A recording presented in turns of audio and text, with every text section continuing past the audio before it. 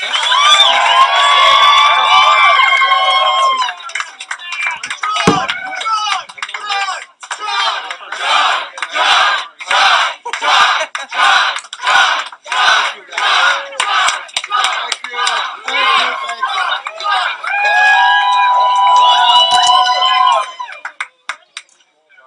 you all.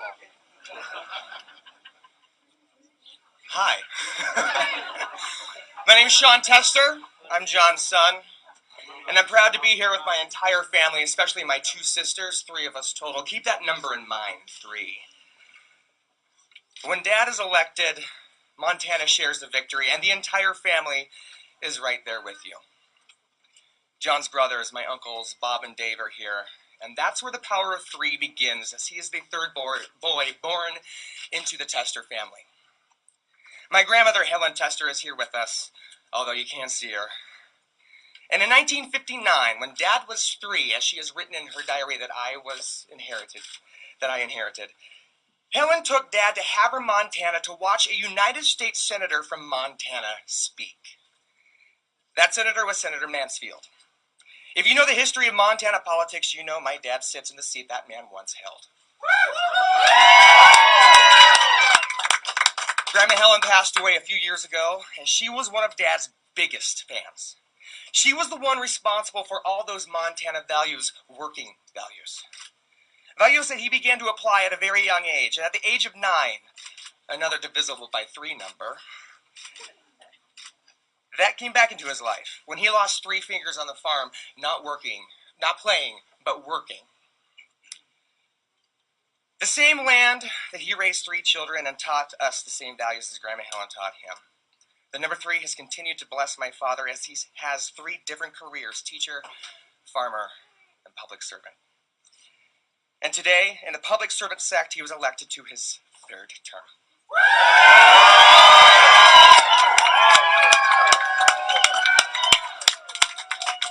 His best term yet to come, folks. Buckle up. The power of 3 strong with this one. Thank you, Montana, for applying those same values in your electing this man. I'm going to hand it off to my sister Mel from here. Thank you.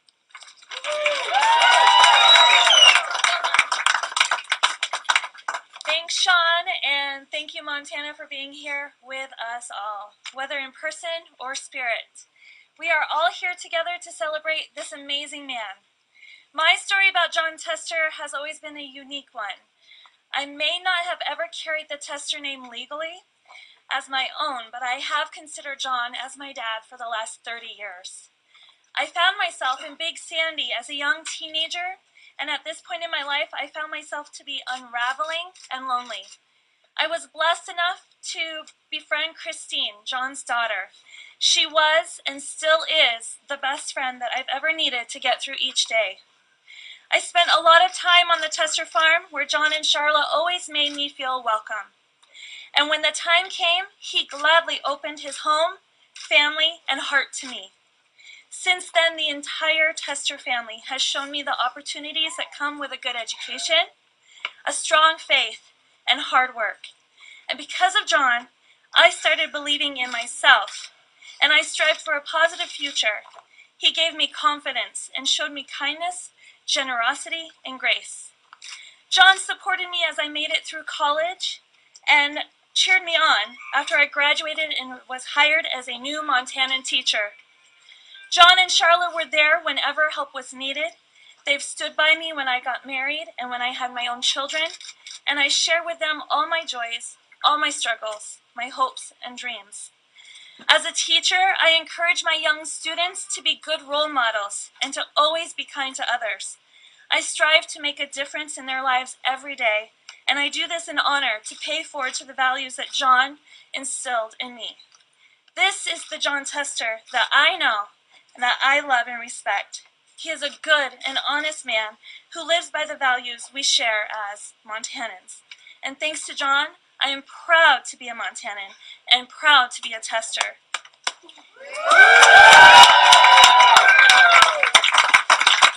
Montana, you are blessed to have him, and I am blessed to have him on our side. Now it brings me great honor to pass the mic to my sister, Christine Schultz.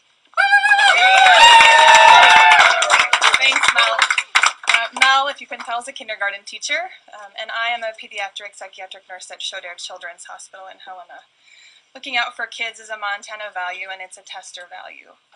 Dad has said over and over again how important it is to invest in future generations. One of his biggest drivers for running for the U.S. Senate are his grandkids.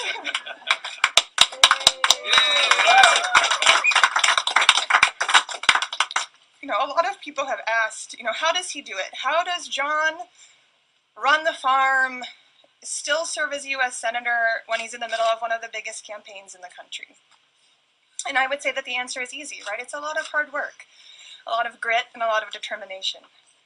I've seen Dad and Mom fly in late at night after a long week of being in D.C. and serving in the Senate, only to get up at the crack of dawn the next day to work the fields on the farm. You know, one of the values that I've been blessed enough to learn from them is that when there's hard work to be done, you do it. You don't wait. You don't wait for somebody else to do it. You roll up your sleeves and you get dirty if you have to.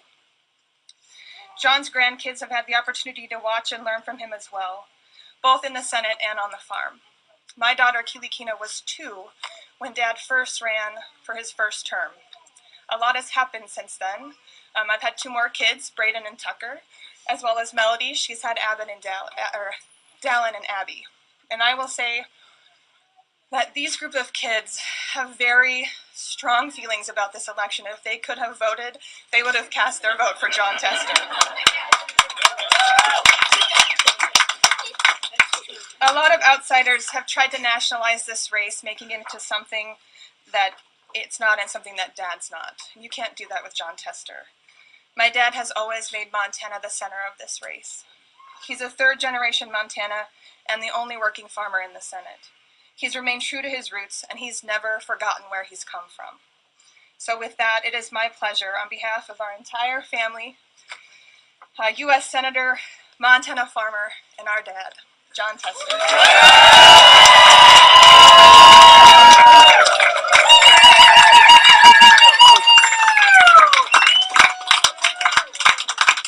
So thank you all very much. And I go upstairs to check a few numbers, and these guys write speeches.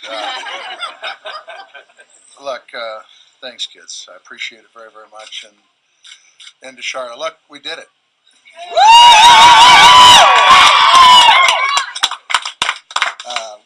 For those of you that don't know, and I don't think anybody knows this, AP has just called this race in favor of me.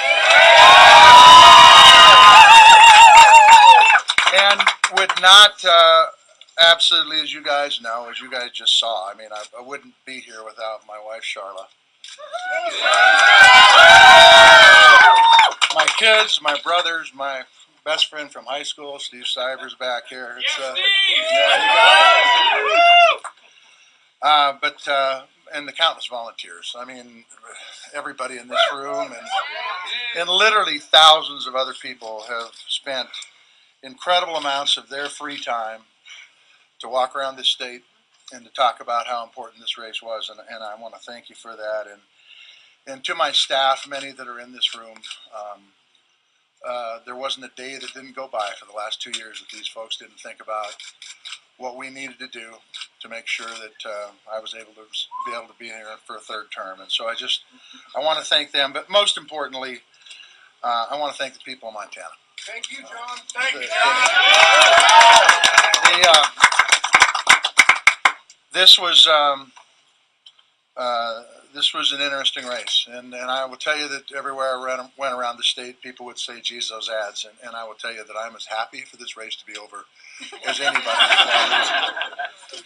Amen. But the fact is that if we turn the clock back, right after I won my first race and got appointed to the Veterans Affairs Committee, I had listening session. This was early in 2007.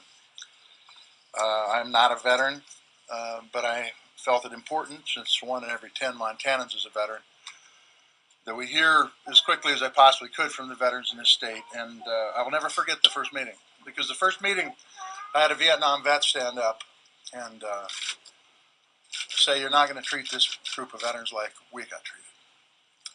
And I took that to heart. And every day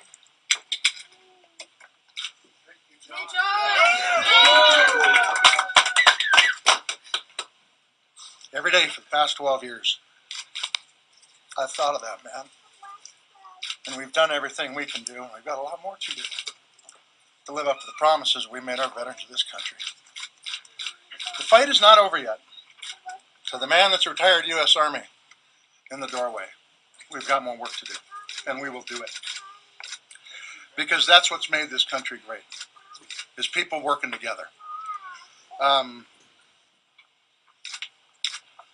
not just Democrats, but Republicans and independents, libertarians, working together the same way my grandparents did when they built that red barn that you see on that sign right there, working with their neighbors to build it.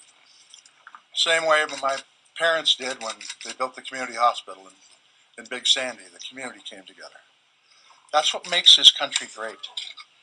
And I would love to tell you that this country is on the cusp of all coming together, but it isn't. It may be more divided today than it was yesterday. I don't know. But I can tell you that we need to work together in this country. We need to hold people accountable for their actions, and that will be done. And we need to make sure that we move forward in a way that we have the strongest middle class ever. That's been the envy of the world. And it will continue to be the envy of the world if we have policies coming out of Washington, D.C. that make sense for our middle class and our small businesses.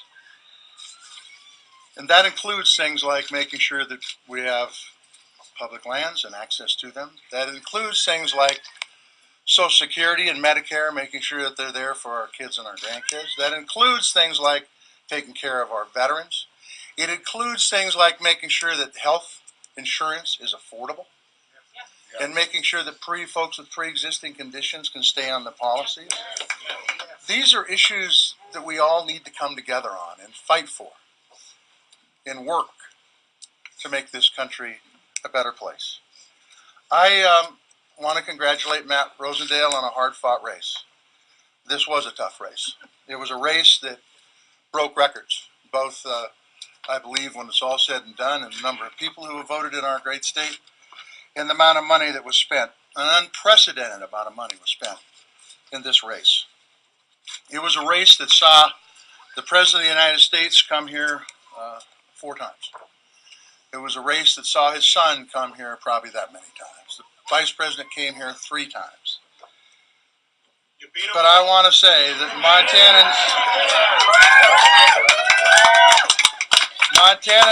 Montanans spoke loud and clear about the direction they want Montana to go, in the direction of our state.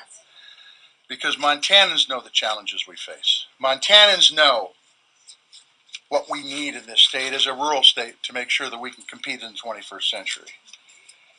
And quite frankly, I hope the president comes back. Many times, I do, but not for political rallies. In all seriousness, not for political rallies, but to see the challenges we have in our state.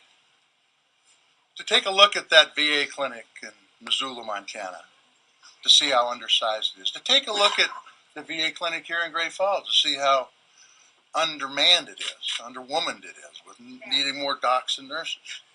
To take a look at the broadband service, not only in Indian country, but throughout our rural areas. It needs to be there if we're going to be able to compete in this 21st century. So hopefully that will happen. But in the meantime, I can assure you all of this, and everybody that's watching. We need to get some things done in Washington, D.C. We need to work together. We need to put aside the political pettiness and work together to get things done. And I will tell you why. Because if I has traversed this state, north, south, east, and west, the people I've talked to, the biggest issue they bring up is, why can't you guys work together? Well, we can, and we will. And it will happen because the American people are demanding it. No more divisive politics. We've got an opportunity over the next 6 years, in my case, and over the next 2 years for sure, to do some really good work. I mentioned the issues, whether it's public lands or health care, or veterans care, or making sure that we have government accountability in a transparent government, and reducing the amount of money that goes into these races. I mean, it's crazy. These are bipartisan issues. Let's get her done. Ultimately, I just want to say this. Thank each and every one of you. You should be sleeping, but you're not. And I just want to say thank you. God bless you, and God bless America.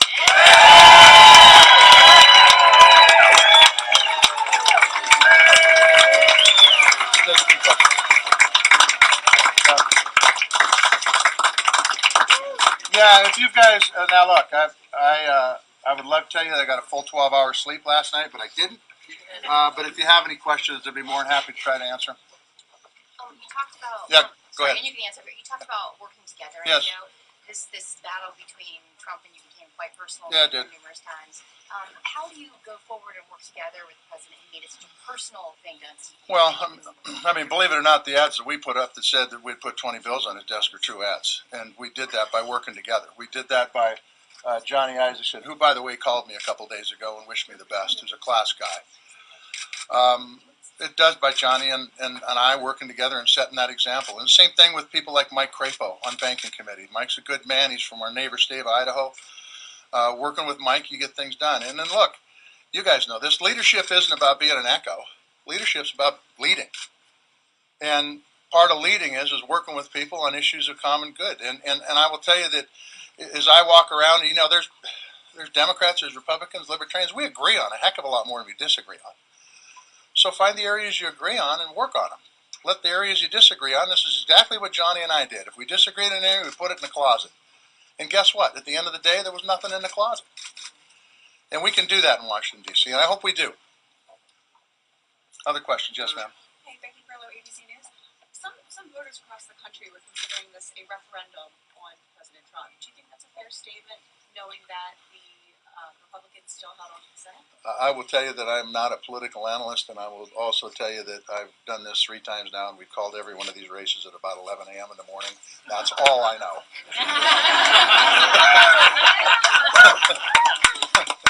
Yes, sir. Yeah, how does that strengthened Senate majority affect your job? You know, look, I mean, I think that the fact of the matter is the people we have, and I lost some good friends this cycle. Claire McCaskill, Heidi Heitkamp were 2 of my best friends. But you move on. And I'm sure there's some good people that are going to be coming in that I'm going to be able to meet over the next few months that we'll be able to find common ground with and work with. And that's ultimately what you do. That's just it. Go ahead. What's that? Nah, it's pretty early though. I mean, Phil, I think that it'll probably happen, but in time. Yeah. Senator? Yes. Seth Coburn, KMON Radio. Hey, Is there Seth. a message that you hope comes out of this race and your victory? And I'm not saying necessarily a negative one to your opponent, just a message in general. Yeah, that Montana's a special state, and Montanans are people that speak loud. And I don't think they vote for political parties. I think they vote for people. And I don't think there's many states in the union like that. One more. Jon Tester, Charlie Fox News. You mentioned the Senate majority, and now the House is Democrats taking over. There's been so much talk about this blue wave. What's your comment on that? Now getting to see it again.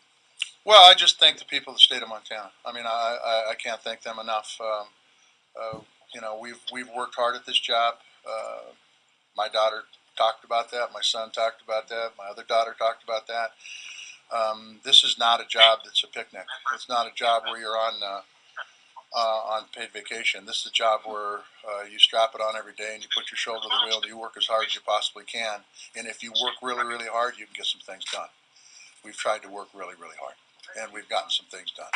Thank you all. God bless you. Woo!